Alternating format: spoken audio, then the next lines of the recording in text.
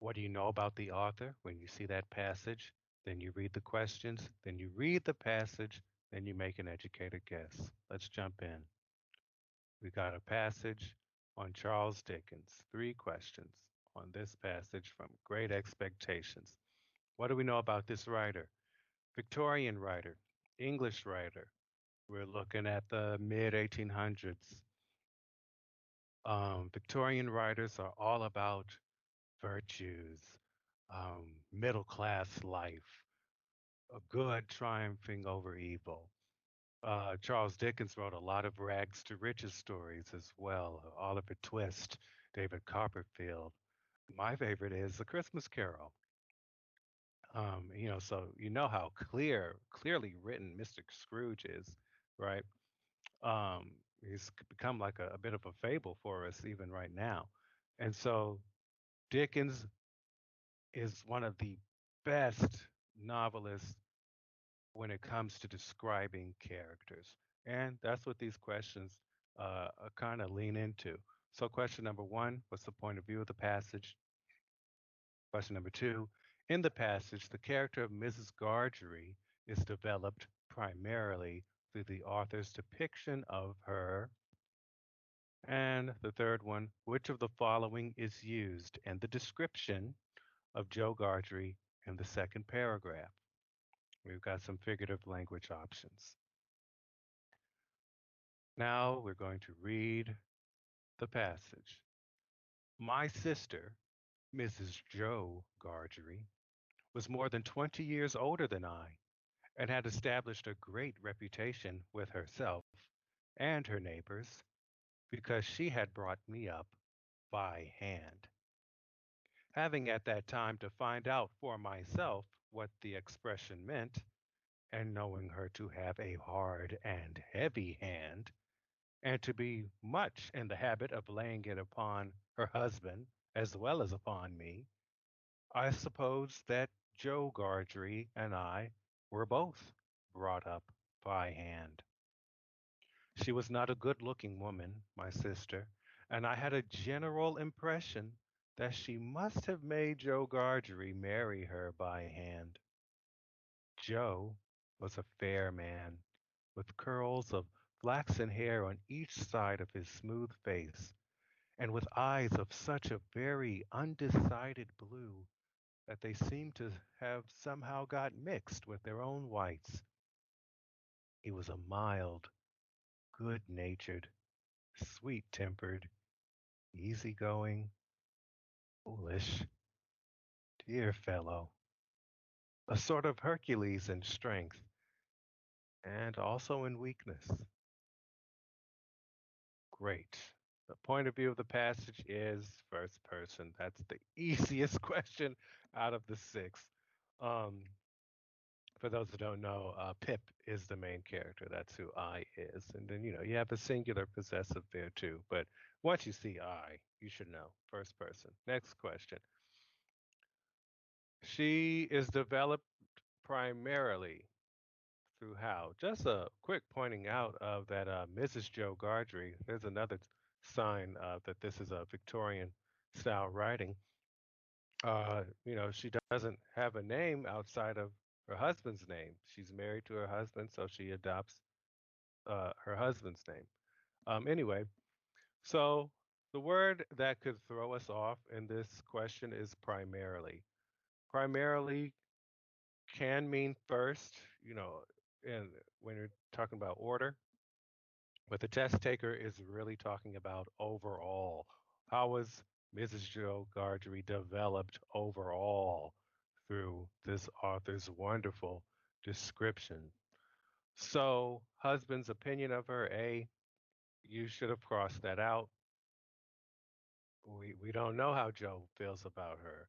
We know what her neighbors feel about her, but that's only mentioned one time. We see that she's not a good looking woman, prominent physical trait, but not a multiple. What we see the most is this hand reference. She's always hitting the narrator, Pip or I, and Joe Gargery, her husband. So it has to be the effect on the other people. effect on the narrator, and effect on Joe Gargery. Which of the following is used in the description of Joe Gargery in the second paragraph? So we're not dealing with Mrs. We're dealing with the husband or the narrator's uncle only in the second paragraph. Simile, comparing two things with like or as, that's not there. Metonymy, this word is there to scare you, but it is not here either. Metonymy is a type of a metaphor where you substitute a word based off the associations around that word. Quick example, Wall Street. Instead of saying the New York Stock Exchange, I can say Wall Street because that's one of the words that are associated with the New York Stock Exchange, but I'm replacing it out with a different association, metonymy. Irony, we know what irony is. It's kind of actually appears in the first paragraph. I suppose that Joe Gargery and I were both brought up by hand. Joe's an adult male. He doesn't need to be brought up. But again, we're not dealing with the first paragraph, we're dealing with the second paragraph. That only leaves us with illusion. If you look at here, Hercules, we've got this big, long, wonderful descriptive list about who Joe is, but it's not until Charles makes an allusion to a Greek mythological character, someone separate from our story, that we get even a better sense of who Joe is. He's strong, but he's weak for Mrs. Joe. Um, just as Hercules was strong and was weak for his love interest. Okay. Then we've got Shakespeare for the last three questions. What do we know about Shakespeare? Playwright, poet, sonnets, also descriptive, big, massive, wild ideas, tragedy, um, comedy. Writes a lot of his work in Italy, and Othello happens to take place in Italy. Just like Romeo and Juliet, two gentlemen of Verona. Um, and what I think you might not be getting from your teachers, in this day and age, is that the Enlightenment period with England was about chain of being, this great big chain of being. So from God all the way on down to the lowest creature, um, scholars, philosophers are trying to trying to rank all of life forms, the heavenly bodies, mankind, the beasts of the field, nature. That is a big idea that is occurring in Shakespeare's time, and that's something to think about as we answer these questions. Number four, which word does his refer to in line 9? Where his? The fifth question in line 16, the word gender most likely means. There's gender. And then the last question, which of the following most resembles the relationship between the fountain and cistern, lines 13 through 15, as described in the passage? All right, so let's read Othello. Had it pleased heaven to try me with affliction, had they rained all kinds of sores and shames on my bare head, steeped me in poverty to the very lips, given to captivity me and my utmost hopes, I should have found in some place of my soul a drop of patience. But, alas, to make me a fixed figure for the time of scorn to point his slow, unmoving finger at. Yet could I bear that too? Well, very well. But there, where I have garnered up my heart, where either I must live or bear no life, the fountain from the which my current runs, or else dries up to be discarded thence, or keep it as a cistern for foul toads to knot and gender in. Turn thy complexion there. Patience, thou young and rose-lipped cherubin. I there look grim as hell. Pretty dark stuff. Definitely a tragedy. And he is talking to Desdemona, who, by this point in Act 4, is convinced that she and Cassio have had an affair. Which word does his refer to in line 9? We're looking at personification here. This is a tough question. If you chose scorn, that's not too bad a guess. Heart, however, that should have been thrown out because heart appears after the word his. I put our girl here, alas, to make me a fixed figure for the time of scorn. Alas, in this case, means instead. So, are we looking here or are we looking up at heaven? It is heaven. It's an extended metaphor. Had it pleased heaven to harm me, I don't know if you know the story of Job in the Bible. God, heaven, afflicts him, puts Job through many trials to see if he'll keep his faith. Here, Othello says, I'm going to keep my patience. But instead, now time of scorn, I've been made a figure to be laughed at. And his is synonymous with God.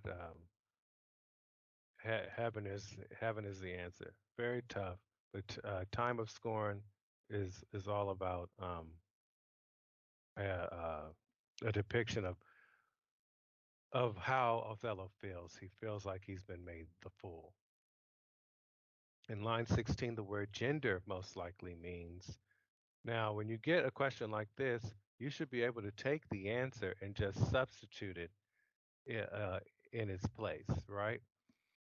What's cool about Shakespeare is this is the first English writer who takes nouns and makes verbs out of them, tabled the conversation. And so he's doing the same thing with not and gender. They're not nouns. He's using these as verbs. That's your first clue. Second clue, for foul toads. Okay, this is a negative, seemingly nasty depiction.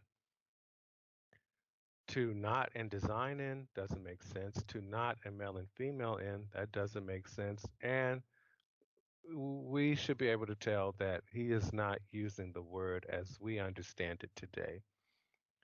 To not and breed in, to not and love in. Love is way too positive a connotation. We want the most negative word here, and that is breed. Okay. Lastly, which of the following most resembles the relationship between the fountain and cistern as described in the passage? You really have to paraphrase here, guys. You gotta take this, um, you know, heightened way of speaking and make it make sense to you in modern day English. So, the fountain from the which my current runs, that from the which is not a typo. And should kind of it leads Othello. He's saying that Desdemona is the fountain from the which my current, my offspring, my descendants should be coming from you. Um, but you're not. We're not in love anymore. You've thrown me away, discarded, or you've kept yourself to be used as a toilet cistern, and then for foul toads to breed. So it's a very positive sounding thing that turns into a negative thing. That's what we mostly are looking for in the answer. Is this a misunderstanding with his friends? That does not make sense. Is this a lie? Othello tells himself, changing his curses to praises. But we just said we are going from a positive to a negative, not a negative to a positive. So that's gone. A metaphor for the place of Othello's flourishing love, now desecrated. That makes the most sense. This is not an allegory. This is not a tale, with a moral purpose behind it. So C is the best answer. Great. So a very, very tough assessment, but do grade yourself, and we're going to talk about it when I see you next. Okay? I want to know what your questions are and what you still might be struggling with. Okay.